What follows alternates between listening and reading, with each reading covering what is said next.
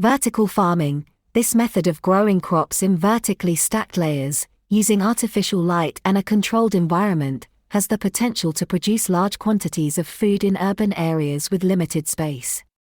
Precision agriculture, the use of sensors, drones, and other technologies to optimize crop growth, reduce waste, and conserve resources.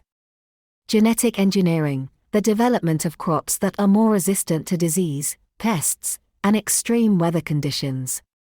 Aquaculture, the farming of fish, shellfish, and other aquatic organisms, which can provide a sustainable source of protein with a smaller environmental footprint than traditional livestock farming. Food waste reduction, the development of technologies and practices to reduce food waste at every stage of the food supply chain, from production to consumption. Alternative protein sources, the development of plant-based and lab-grown meat substitutes, which can provide a sustainable source of protein with fewer environmental impacts than traditional livestock farming.